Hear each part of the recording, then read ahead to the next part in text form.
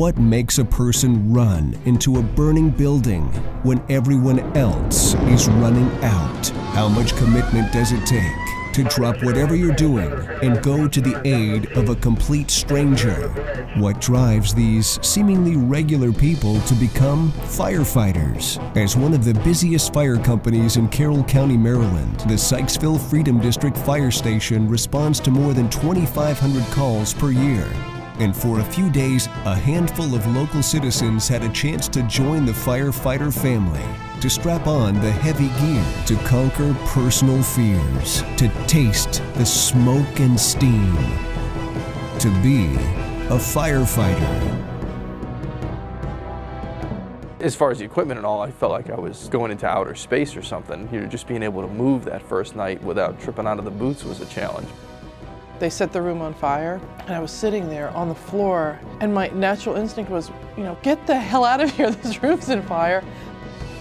This program gives them an opportunity to actually have hands-on experience, but it's done in a safe environment. It's an amazing connection these people have in supporting each other and wanting to help people. They're willing to give their lives for someone else's, and that's, just amazing to me.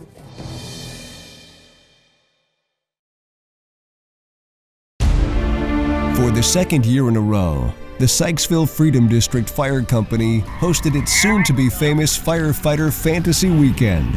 For the entire weekend, the participants would work, eat, sleep, and live the life of a firefighter. But before they would get a chance to fight an actual fire, there was plenty more to do. The orientation evening started off with the regular hellos. There she is. How are you? Good. This is Kimberly. Everybody say hi, Kimberly. Hi. Chief Edward Sr., Chief of the Department, and Edward Jr. is our Deputy Chief. Appreciate you all coming out for this, and hope you all get something out of it. After signing their lives away on the standard release forms, they had a chance to ask a few questions and then take a quick tour of the fire station, a place they would call home for the next few days. The only thing I can tell you is we did have it last year where we had some people in the shower when a call came in. You get dressed as quick as you can. 45, 72. During the tour, the first medical call came in. Everyone scattered and dodged the ambulance crew. Just 15 seconds later, the lights and sirens wailed into the rainy night.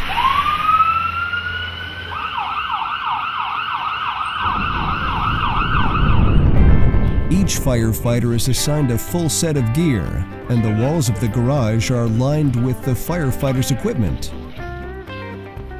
The next step for the participants was to get fitted for their equipment.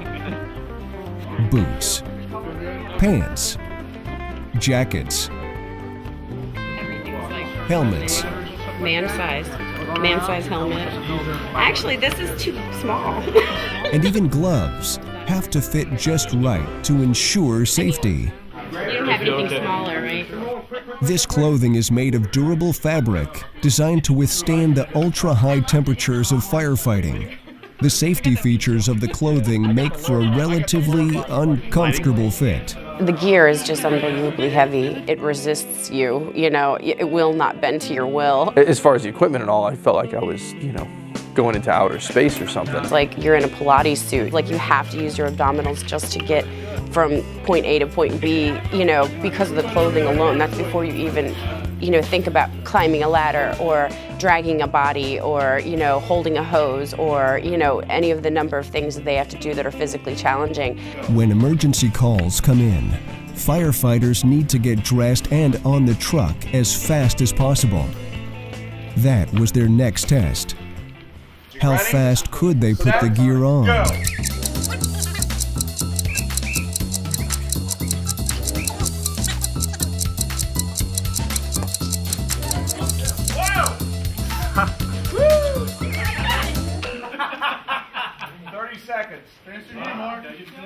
That was my favorite part because I was pretty excited because I wanted to be the one that could put it on the fastest because I just think that, I don't know, I just thought it was really neat to get dressed up. Trying to find fault. holiday. Yeah, no, I'd be looking for dust on your helmet. You did fine. Thanks. Very good job, guys. Well, I've got to start doing it faster, and I got to work a little bit on the sequence of things. I think it'll come. Just when they thought they couldn't put on any more equipment, they were introduced to the mask. To breathe and fight a fire in a smoke-filled burning building, firefighters use a breathing apparatus made up of a tight-fitting mask, sensors, gauges, and of course, heavy compressed air tanks. Put it on like you're putting on a coat. It is very heavy, but go ahead and do it as I do it. If you have the breathing apparatus on and you hear it, it kind of reminds you of Star Wars with Darth Vader. Put the helmet on. You're doing good, Kimberly. You're doing good. How was it? It's like a little overwhelming at first. I don't like things over my face, so that part was hard. This is what's called a pass device. This is an integrated system. Wiggle. Do this. Do this. About every 10 seconds, you want to do this. This pass device detects movement or lack of movement. It is designed to protect you if you go down and get hurt. This will emit a sound after 30 seconds, okay? Now stand still. Don't move. We'll show you exactly what it does. This is what happens. Okay. And then we can reset it. Can't imagine what it's like to wear all this and be in a fire, but I'll find out soon enough. Coming up next, it's auto body class. And they all get a raise. Then later, high-tech gear helps to find a victim of a smoke-filled house.